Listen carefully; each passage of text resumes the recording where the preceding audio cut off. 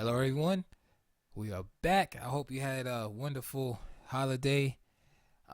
We're going to look at a game, very impressive game from Anatoly Karpov with the white pieces against Lev Alburt with the black pieces. This game comes from the 1980 Malta Chess Olympiad. For those of you who do not know where Malta is south of Italy, below Sicily, and maybe 200 miles north of North Africa. So it's kind of in between Europe and Africa. So it's a little closer to Europe. So it's considered, part of Europe, but it's in between, for memory's sake. Malta. So this Olympiad took place in the capital city of Valletta, and it was a fantastic Olympiad, especially for the Russian team, who was still very dominant at that time. You had Karpov on board one, Lev Pogoyevsky board two, Tal on board three. Like, come on already, Geller was four. And you had the alternates were Balashov and Kasparov, who was 17 years old at the time. Very strong. I don't even know if Kasparov had a rating yet, but he was definitely well over 2,500 at strength at the time. So he was just a alternate. So that lets you know how strong the team was. At the time, that 17-year-old Kasparov is just the second alternate, and he still won a bronze medal on the reserve board. The United States team, you had Lev Alburt, who had defected from the former Soviet Union, on board one. You had the young Yasser Seirawan, who's well known, and he was international master at the time. He was on board two. Board three, you had Larry Christensen. Four, you had James Tarjan. Five, you had Nick DeFermian, who was a well-known author, and the alternates were DeFermian and Shemkovich. So the United States had a strong team also, although they did not medal. The Soviets won the gold. The Hungarian team was very strong, led by Leos Portish, and I believe he won gold on board number one. I have to check that again. Hungarians, and then I believe the Yugoslavia won the bronze medal.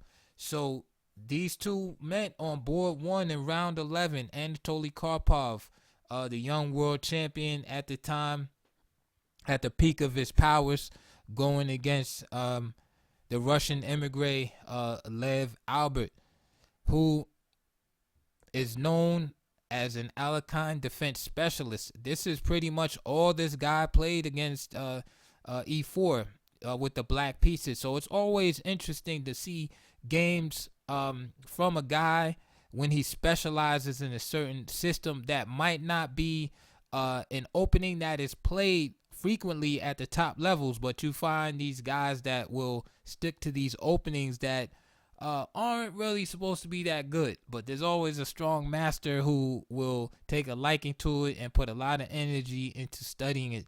I'm reminded of Grandmaster Sergei Tivyakov, for instance, with the Scandinavian defense.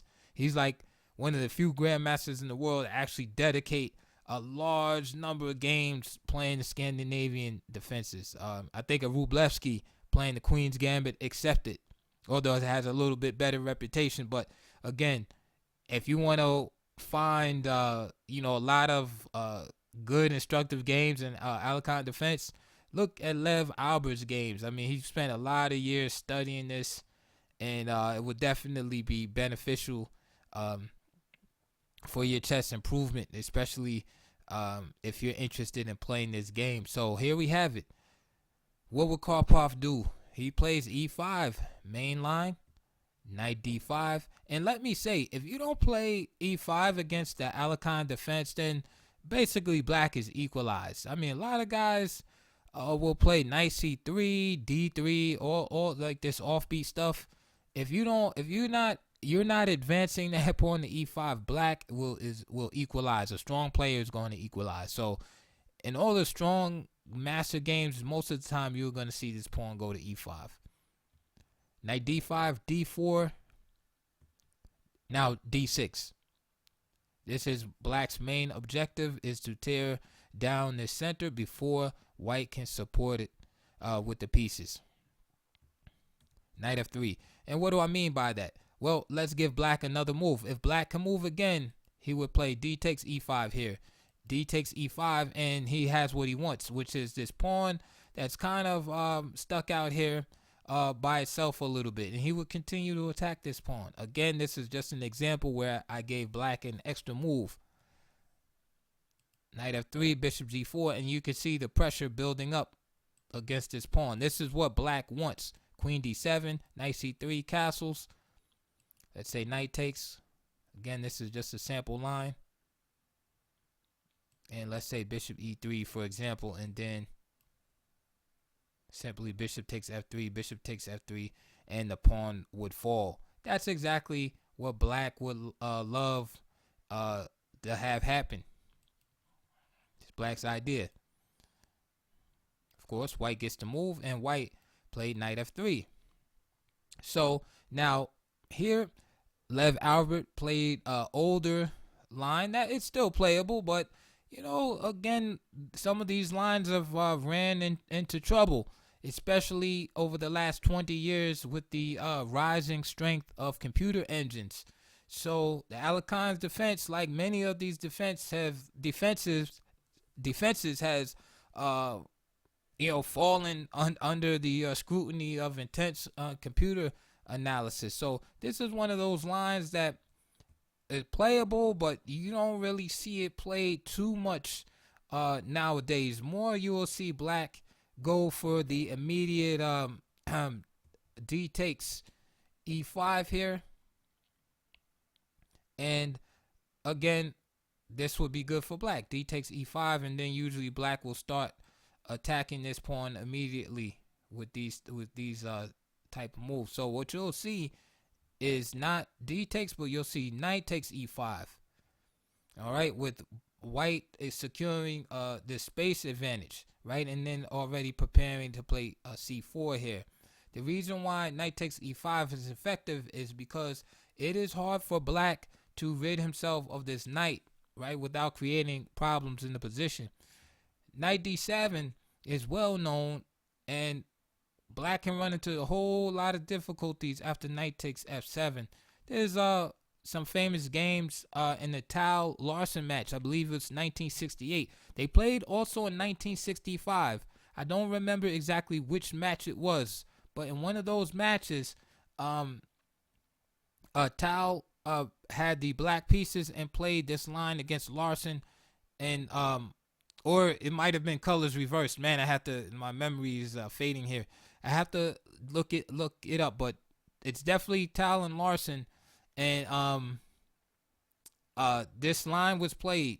Knight takes f7, and the king was chased all around the board. And I'm not sure if this is a win for white, but I believe that white definitely has a strong advantage here.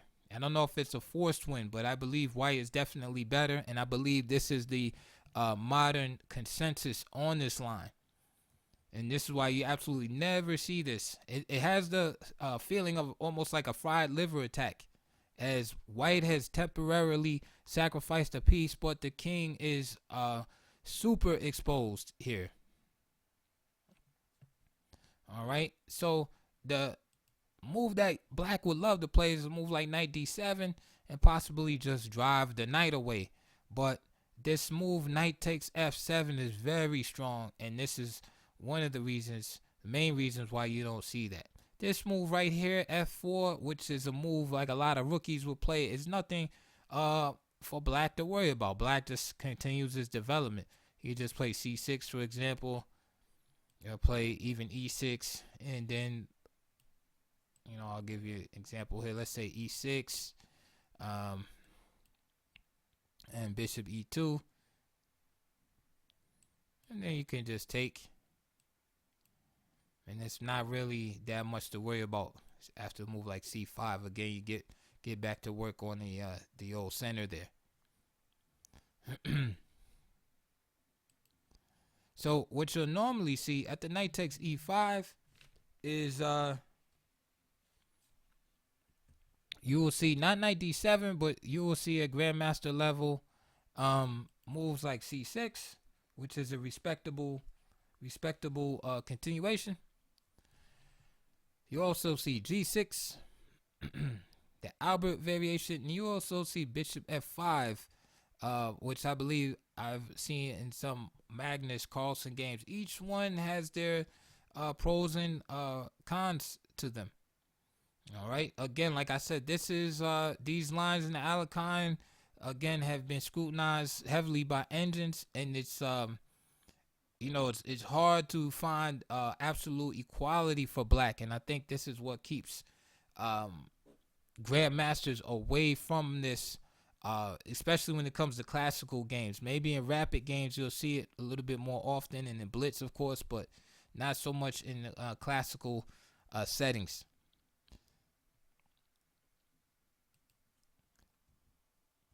But instead of d takes right away, Albert opted for this line bishop g4.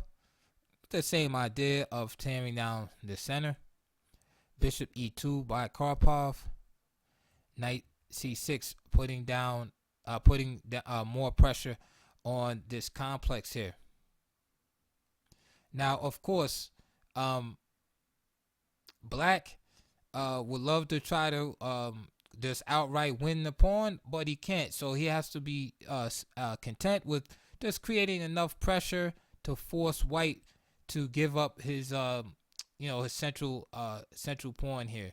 And of course, black would like to just play basically play bishop takes, and then again leave white with this isolated pawn, but he just doesn't have enough time. So for instance, if he played bishop takes f3 here, bishop takes f3 here, right, and tried to realize that position I showed you earlier with this pawn being left alone on e5, he can't, because after bishop takes, notice that the knight here is not protected. All right.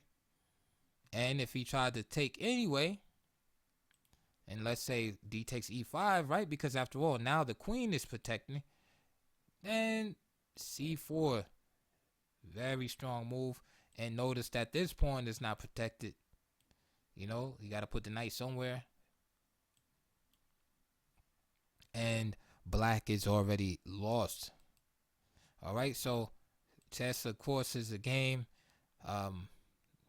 time-based game. So white has moved, and white has the move, and black has the move. So if you gave black an extra move, he would be fine, but he doesn't. So bishop e2, knight c6. Now that knight c6 is played, there's more pressure on the e pawn, and this pawn is blocked now. Okay, so now black is actually threatening to create that scenario where he would take here. However, c4, again, he has time. So now the knight has to move, knight b6, and guess what? E takes. So right when black wants to realize his plan of capturing on f3 and leaving black with the pawn at e5 that he probably he can attack later on, Karpov draws first, and he establishes the pawn structure. So now, does he have the advanced e pawn anymore? No, he doesn't. But what he does have, he has a nice space advantage here. I just want to go back and explain one more thing. Now, after knight b6, Karpov played e takes d6, and if you notice, Albert has the choice between two captures. One is the one we saw in the game, and the other is c takes d6. Now, either one is okay. It depends on your particular style of play. But just note that on this capture, e takes d6, it allows the dark square bishop to come out right away. So black's development and castling is facilitated faster by playing e takes d6 The downside is that black really has trouble playing for a win from this position due to the symmetry um, of the pawn structure, right? Because basically you have 4 pawns on one side, 3 pawns on the other, and there's really not a lot of opportunity for black to create any imbalances in the position due to the pawn structure. So basically, white is just black is just left at a slight disadvantage the whole game. So is it possible for white to slip up at some point and make a mistake and black wins from a position like this? Yes, of course. But for practical purposes, this position is very difficult. It's more of like a wait and hold type position for black. Very solid. Again, you're not losing. There's nothing wrong with the position per se. But as you can see, you have the one open file right down the middle where, pieces probably will get likely to get traded off. And this is one of those positions where I would say white has more of the chances to do anything than black with this space advantage. Now, for those more enterprising in their play, C takes D6 allows you some more imbalance in the position. You play for this E5 advance. Let me just say again, in this position, of course, you would be working on this D5 at some point. But again, it has to be at the right time. Going back to C takes D6 now, you can play for E5 here. Sometimes you can't play for D5, but a lot of times you can play for E5. Bishop, of course, has to go to G7. Very rare you'll see that somebody play E6 and then Bishop E7. Again, that's one of the demerits to playing C takes D6 is, again, you're putting another pawn on the dark square. You haven't developed this bishop yet or made any room for it. Usually the bishop will come here. So you need to take more time in your development. But you get some counterplay a la Sicilian defense, right? On the C file here. All right. So depending on your style of play, you pick one, one variation or the other. If you're more conservative, maybe you choose this. If you're more enterprising, sorry about that, or you need a win, you go with this.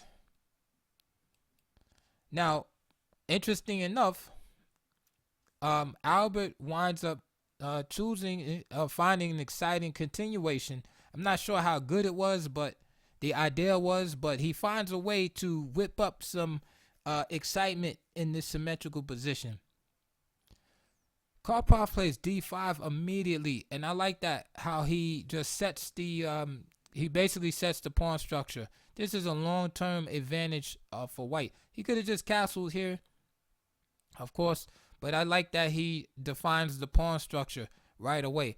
This pawn structure is good for white because no matter what black does, if black tries anything to attack this pawn on D5, he'll wind up either with the isolated pawn, as you can see right here, or some type of hanging pawns, because white just simply has to capture here.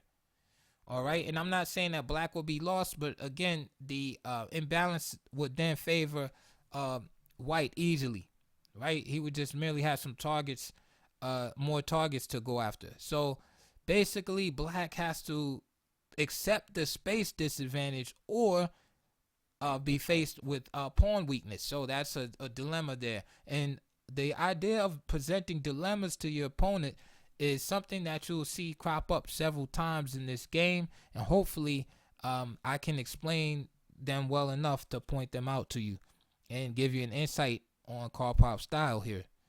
So after D5, bishop takes F3, bishop takes F3, knight E5. This is pretty much the only continuation because black doesn't want to bring his knight, say to B4 or something like that. It's really, I'm not sure how much of a future is there after this move. Okay, I guess it's possible, but I mean, A3, you could kind of kick it off right away. It's really kind of problematic to see what's gonna happen to this knight once it's on b4. And again, knight e7 just blocks the bishop, and going back looks just like a pure waste of time, right? Say a move like knight d4 is possible, or if white doesn't want to trade, he could just castle. So knight b8 looks skeptical, looks suspicious. I'm sorry, and I'm quite skeptical about it. Now bishop takes f3 is a hard move for me, because the thing is, it admits, for me, it shows me that this particular line is not too healthy for black. He concedes the bishop pair quite early in the game, before the before the position is defined well enough to know whether the position is going to be conducive to knights or bishops. That's the problem, the main problem I see with when exchanging bishops for knights early in the game. Just like, for instance, you exchange Roy Lopez. Because what happens is, yes, early in the game, there's a lot of congestion in the position, and so the position looks great for the knights. But as the game goes on, the position might open up. Okay, and now it's conducive to the bishops, but guess what? You don't have a bishop now. So at this stage of the game on move 8, okay, we're giving up the bishop for the knight, but who's to say those bishops won't be felt later on? And I think it's gives white exactly what he wants. Now he has a space advantage, and now he has the two bishops. So these are two small advantages, but when you put two small advantages together, you start getting a bigger advantage here. Bishop takes f3. Bishop takes f3. And now knight e5. Now, this would be awesome, right? If black could just win the bishop pair back, then it would be a great piece of strategy. Because you look at it, he's attacking his pawn twice, and the bishop pair. So you look at it, well, white wants to preserve his bishop pair and play bishop e2. This is what Karpov does. So you might say, well, now can't black just win the pawn? Well, no, because his king is still in the middle of the board. All right. So, for example, if knight b takes c4, or the other knight, it doesn't matter. Simply bishop takes c4, knight takes c4, and queen a4 check. You see, winning the knight. All right. Now, normal play, you would see at this point is bishop e7, and then just simply castle and castles, and now this situation with this pawn has to be addressed. So, moves like queen c2, for example, or queen b3. Queen b3 protects the pawn along with the bishop, and kind of makes it difficult for this knight to move around, since there's some pressure here on b7. All right. And queen c2, of course, is another idea, and I like queen c2 also because it highlights the fact that black has parted with this light squared bishop at some point, and guess who takes over the light squares? It's white. So let's look at Albert's idea at this point. So he realizes, hey, I can't take this pawn. Of course, it's well known. So what he decides to do is he plays an enterprising move, queen h4, putting more pressure on the pawn. Not only does he put more pressure on the pawn, but he shows the inclination to castle queen side also. After all, he's developed all those pieces on the queen side. It only seems fitting, right? So he creates a threat here, and he wants to castle queen side and throw the pawns forward on the king side. So this looks very dangerous here. Karpov simply just castles right into it. Okay, Albert plays h5, and his idea is to anchor this knight here at g4 and mate Anatoly Karpov spectacularly with the move queen h2 checkmate. And if bishop takes g4, simply h takes g4 and destroy Karpov on the queen side. excuse me, on the king side. All right, so it looks pretty ominous, right? Just glancing at the board. Again, this pawn is really not accessible to black, right? Without a lot of pain being incurred. If knight e takes c4, right? Because after all, the same variation will not work with bishop takes, etc. in check because the queen is here now. But what would happen in this case is just simply g3. Now the queen doesn't really have a place to go where it can protect itself and the knight. And once the queen moves, then the same variations previously discussed take effect. So queen e7 and then bishop takes c4, etc. Now, if the other knight takes, right? So the knight that was here takes. Knight b takes c4, right? This is a little bit different because, again, you've captured with the other knight. So here, white can play two moves. One is just g3 again, and then you fall into the same variations. The other move is f4, which hits this knight. It cuts the queen off, and this guy's just in trouble. Okay, so that's why the c pawn is off limits. All right, it's definitely a poisoned pawn if I ever saw one. So Albert continues on with h5.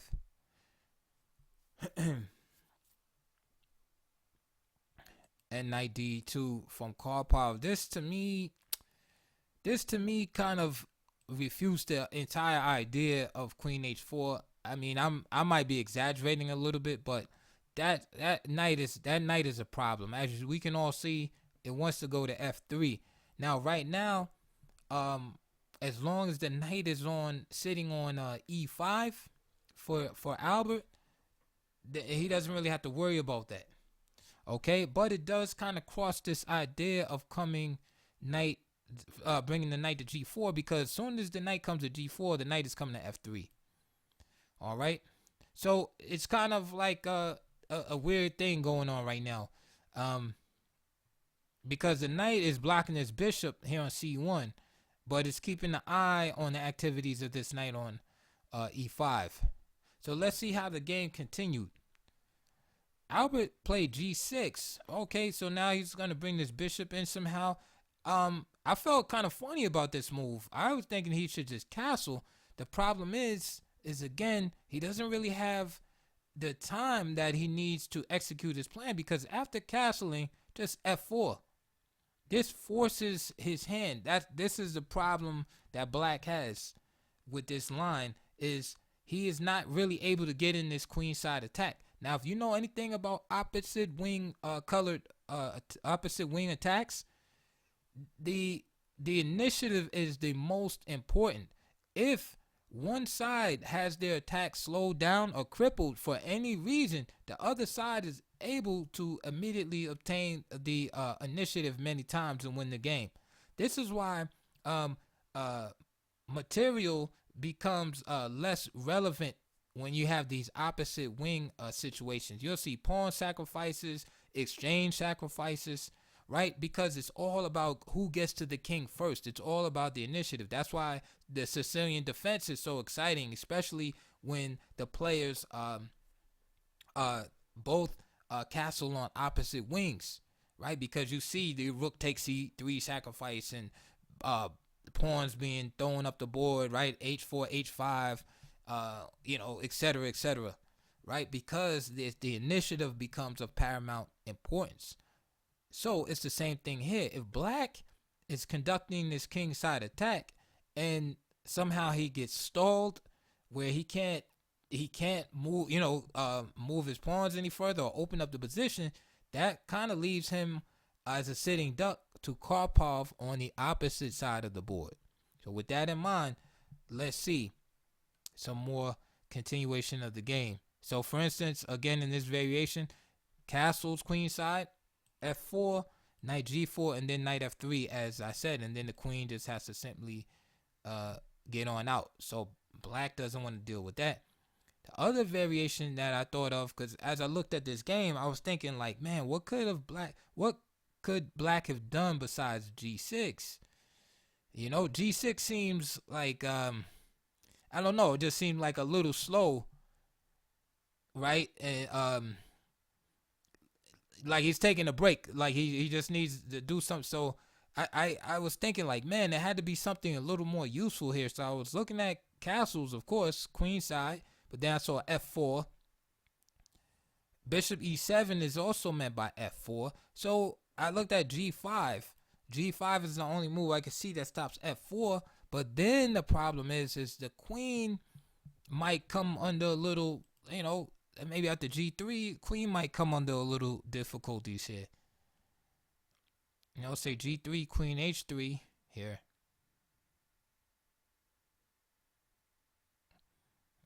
And I still think that white is all right here. Knight f3, right? This is threatened.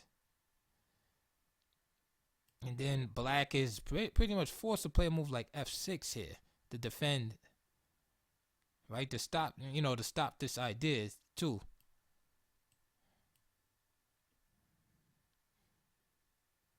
So interesting line. I mean, some of you guys at home could try to work on this or whatever if you're interested in this idea g5. I just don't. My conclusion is just that basically black doesn't have enough here, but this might be the best way to go. And I'm sure white's play can be improved too. I mean, there's queen c2. This is c5. It's interesting also. Okay, but I haven't looked into it because there's something up with this king being in the middle of the board and the possibility on these open files. So the be able to play moves like g5, h5 and g5 and your king is still sitting in the middle of the board and you're not really developed all the way, that's suspicious to me right off the bat. But those are the type of thoughts that I had while I was going over this game.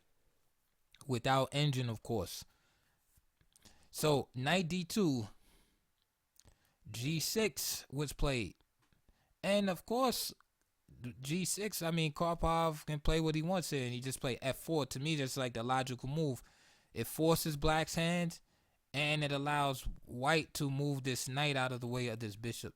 So, knight g4, threatening checkmate, and, of course, knight f3. Queen f6, so this drives Albert back. Karpov makes a very natural move. Rook e1, so it forces the king to do something. Can't stay there. Castles, and now this is, to me, this is just fantastic. Oh, before I forget, let me just explain something here. I was alluding earlier to about dilemmas in the position, and often when we think of dilemmas, we think of like double attacks, right? It's a dilemma because you're attacking two things, and if your opponent can't, defend one, he could defend one, he might not be able to defend against two attacks here.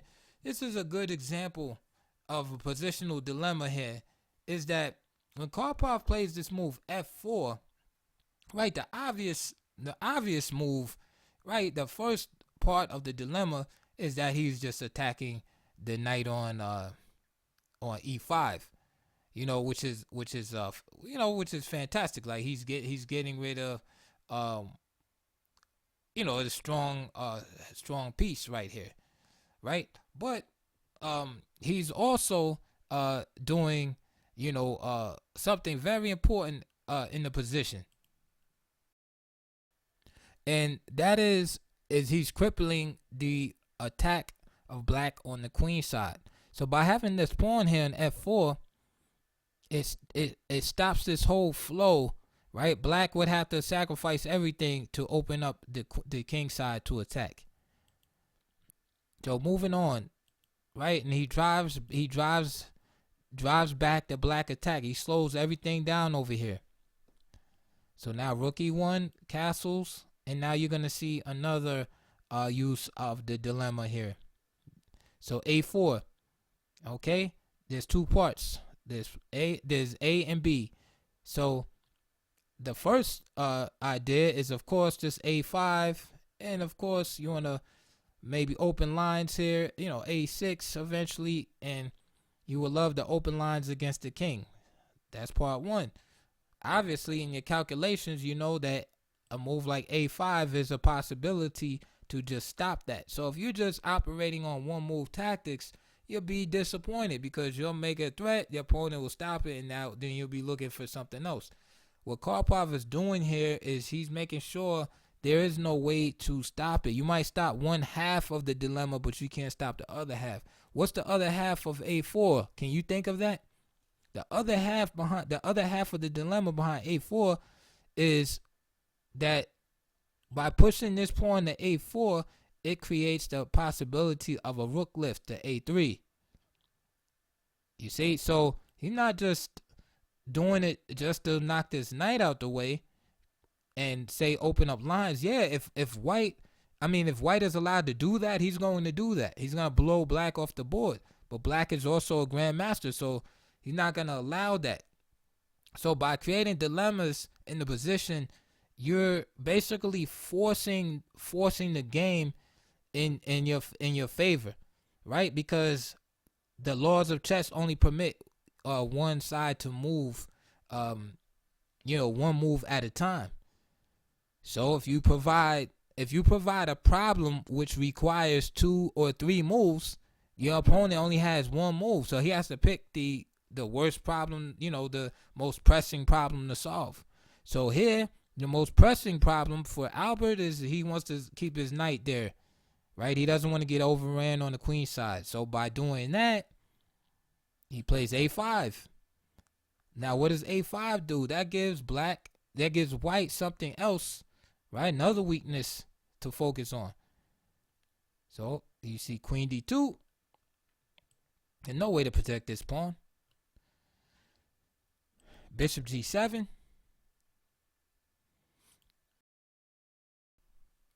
So why bishop g7 here? Well, again, black is also a strong grandmaster. He's playing board 1 for the United States, right, in the Olympiad. So he's just not playing moves just to be playing it. Like some of you out there, like, oh yeah, he just needs to get his piece, saying general stuff like, yeah, he needs to get his pieces into the game or connect the rooks or, some nonsense like that. No, it's a trap. If queen takes a5, black is going to draw the game immediately. That would be a mistake. Queen takes a5 is met by queen d4, sacrificing the queen. This is why bishop g7 is played. All right. Again, there's always more to the story. All right. You have to look deeper. A lot of these moves, and this is what separates GMs from like regular players, is that GMs are operating in dilemmas and trilemmas. They're trying to create as much, they're trying to get as much out of each move as possible. So if one move can do the work of 2 moves, they will choose that move. Or if one move can do the work of 3 moves, etc. That's how you have to start thinking. Is how much work can I get done with this move here? So yes, if you said that bishop g7 develops the pieces, right, or connects the rooks or something real generic like that, you're absolutely correct. That's only part of the dilemma, though. That's like, okay, that's good. However, there's a major tactic that can't be overlooked there. If you overlook that tactic as white and you take that pawn, you'll be shaking your head. You'll be like, oh man, I fell into this draw. And this is what the draw looks like. He gives up the queen. Knight takes d4. Bishop takes d4. King h1. And then you can see the repetition. If you want to get silly and play king f1, then you get checkmated. This is why after bishop g7, Anatoly Grozny, as they used to call him in the Soviet days, played h3, right? He sees everything, right? 1980, Karpov at his peak, he's seeing everything right now. Okay? h3, rook d8. Again, just more traps being set in the position, right? I know some of you want to grab that knight, but you'll be in for a rude awakening. This is favorable for black also. I'm not going to go into the whole variation, but h takes. If you try to preserve the knight, for instance, knight h2, and just simply queen d4 again. right? The weakness around the dark squares, the idea with G3, it's gonna be too much for white to stand up. Of course, King H1, the pawn is gonna go here, and if King F1, you just have to find a move King D8 or King B8. Basically, what you got to do is get off the light squares because of this in between check. So after King F1, just King D8 or something like that, and the game would continue. So for instance, Bishop takes here, Rook takes, and then Rook takes. Okay, and black is just winning just like that. All right. So black is trying to create fireworks in the position. He's trying to find some counter chances here. But Karpov is cool. He realizes, hey, this knight is gonna have to move eventually. So he just simply plays Bishop F1. So after Rook DE8, he plays Bishop F1 here. All right. Just facilitating the trade of pieces here. The knight now goes back to H6. And the idea here for Albert, he wants to come bring the knight here now. And now it's safe to take. Queen takes A5. Again, there's no rush, right? Karpov doesn't rush like, oh, look, he hung a pawn. No, he waits till it's safe. He grabs the pawn. Knight F5. And again, like I said, in these opposite wing castling situations, the pawns are really not that important. All right, it's about the initiative. However, Karpov has open lines toward the king. So he's just not merely pawn grabbing here, but there's a method to his madness. Remember, don't think of it just as one move, but it's a move as part of a concept or idea. He's grabbing this pawn because it opens up lines toward the king, but now he can move the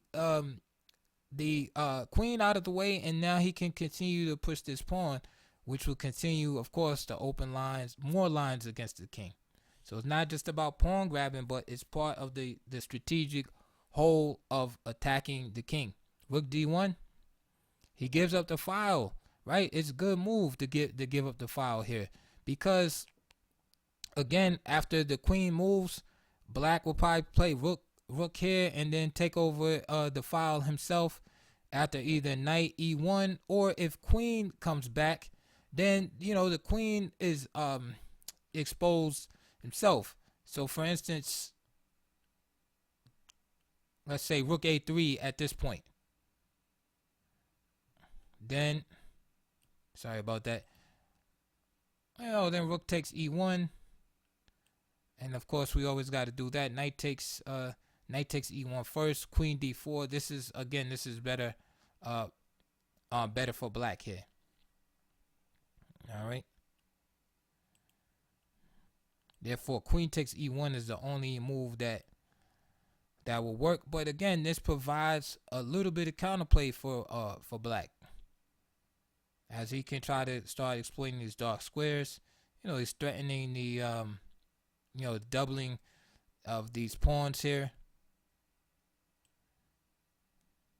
So maybe best for white is just to exchange there.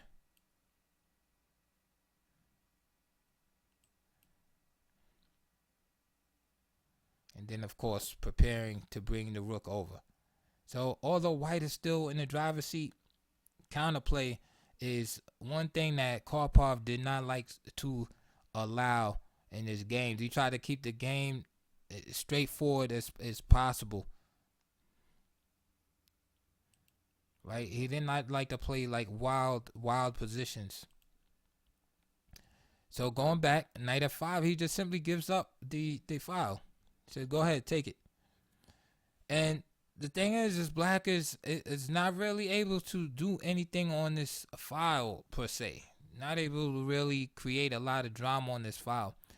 Again, so besides giving up the file, he had another reason. Like I said, it's always another reason, another. And I guess that's what I'm trying to get across in this particular lesson, is to look deeper, right? There's like the first level of reasoning. There's like a subtext. So what Karpov is doing here by playing Rook D1 And you might have noticed in the variation, right? I played rook a3 and knight d4 immediately, right? And you saw the counterplay stem from there. So now if you do a little bit of reverse engineering in your mind, rook d1, guess what? There's no possibility now of knight d4. You see how Karpov stops the counterplay? Like he kills the idea. He doesn't give black a chance to do it. Right? So he prevents the exchange of pieces. He's not really worried about that, but he's more worried about killing this idea of this counterplay over here. So he slows white down. I'm sorry. He slows black down. Black can't do what he wants to do. Now he will continue on with his own plan. So king b8. Now rook a3. Notice the difference. Again, no knight e4. Albert plays rook e4. And you can see the double attack here. But this is all in Karpov's plan. He easily deals with this. He plays queen b5. Notice the bishop here on f1 protects c4 and along with the queen. Again, you've been following my theme so far. The queen move, yes, it protects the pawn, right? That's part one of the move. But what else does it do? It also allows the advance of this pawn. Driving the piece away, right? Driving defenders away. What else does it do? Besides that, it also carries the idea inherently of lining up two pieces against b7. All right? So those are three ideas you can extract just from this one move of queen b5. Again, you will be cheating yourself to just think like, oh, he's just protecting the pawn. No, it's more than that. Let's go. Knight c8. Rook b3. Forcing b6. There's no other way that Albert can protect the b7 pawn.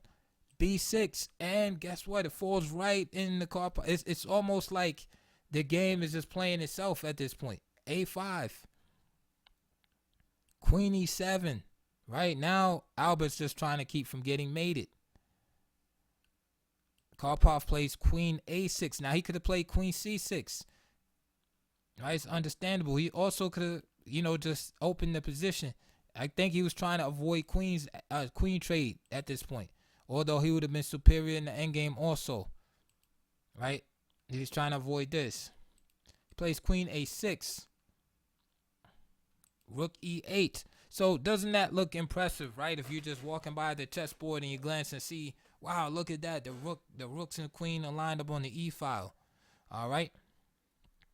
However, in this opposite wing situation, it doesn't matter what's going on the e file right now. It matters whose king is under pressure. Notice that since the moves queen h4 and h5 were played, right, along with knight e5, notice how much progress the black kingside attack is made. None. After f4 and after the move knight f3, black's attack on the king side has made no progress. Meanwhile, white has played a4, a5, driven the black knight away, provoked b6, put the rook from a3 to b3. The queen is on a6, and we are still going with the white attack. There's been no way for black hasn't slowed it down. Black hasn't stopped it or put a pause on it. All right. Here comes another powerful move from Karpov. And again, we're talking about dilemmas right now. Karpov plays c5. Very, very strong move. Again, what are the two prongs to this move, so to speak, right? If it was a snake, right, that has a forked tongue, what are the two parts, right? What is this move doing? If you had to define it, there's two main things that this move does. C5, of course, opens lines, right? Threatens to take here, it's basically threatening the open lines. It also threatens, though, to simply keep pushing and play c6, followed up by queen b7 mate. That has to be stopped.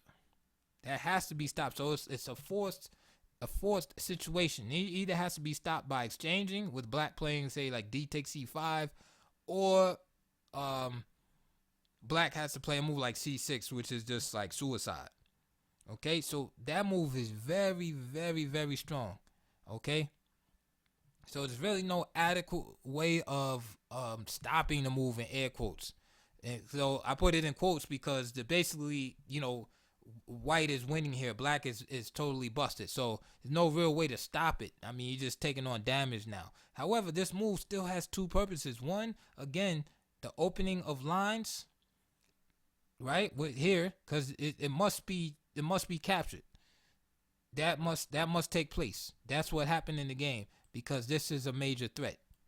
This move is just unacceptable. I mean that, give me a break. So it must be captured. So the first part is just opening lines, of course, threatening mate. That's part one.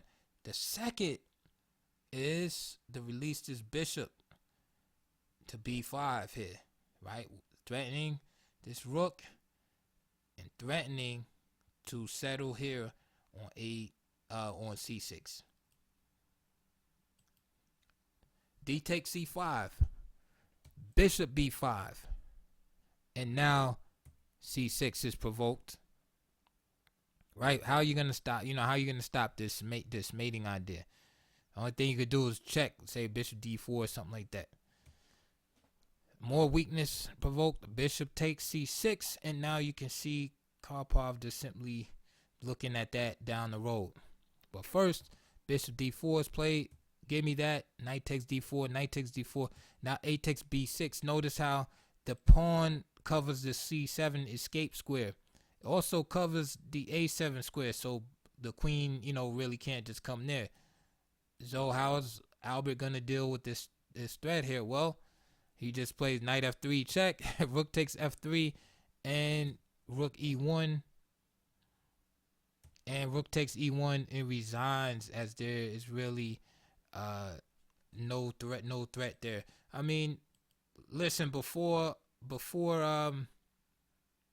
the capture here,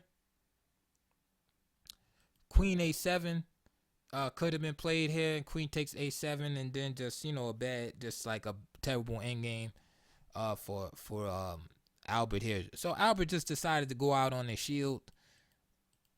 He just went for a couple of tactics here, and he resigned. So fantastic game by Karpov and the Malta Olympiad represent for the Soviet Union on board one. At the peak of his powers.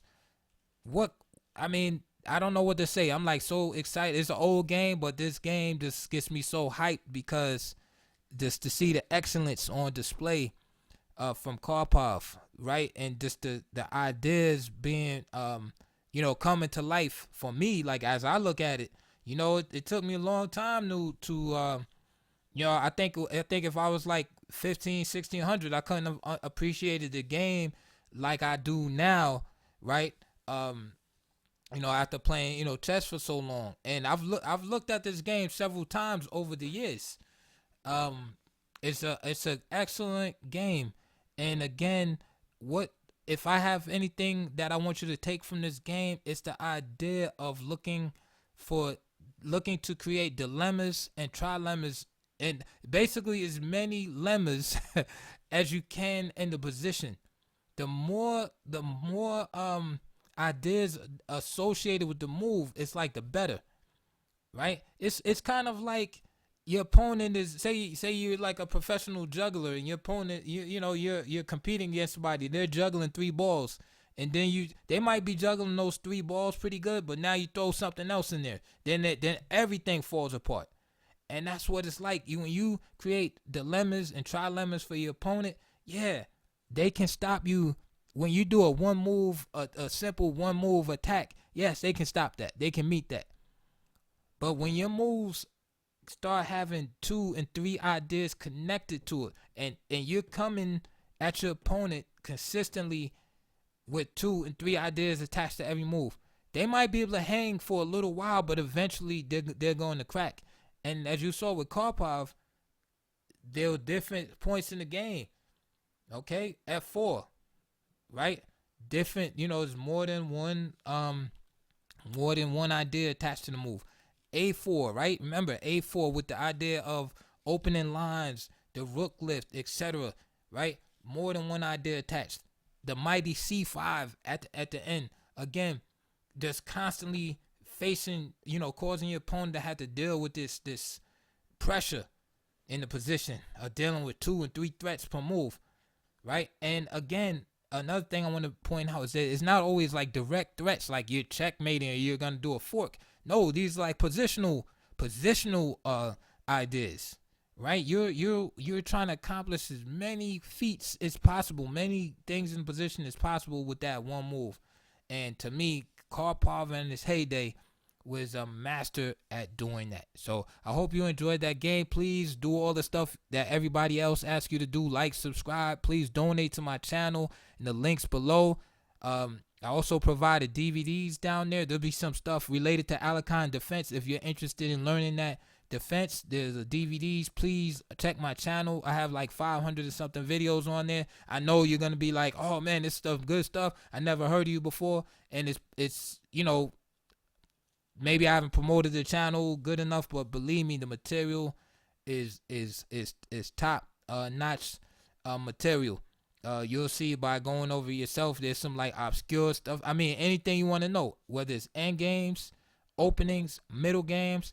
There's short videos, because some of you don't like these long videos, but there's short videos. I teach you how to learn openings. If you're not interested in the openings, I teach you how to learn end games and start your chess from learning chess from the end game backwards. I have compilation videos, like for instance, I have Magnus Carlsen versus the Trumpovsky opening, so it's just nothing but Magnus and Trump against the Trumpovsky. People playing the Trumpovsky against him. All type of crazy videos. So like I said, stick around. Thank you for listening. And I'd love to hear from you guys in the comments, and I'll see you guys on the next video.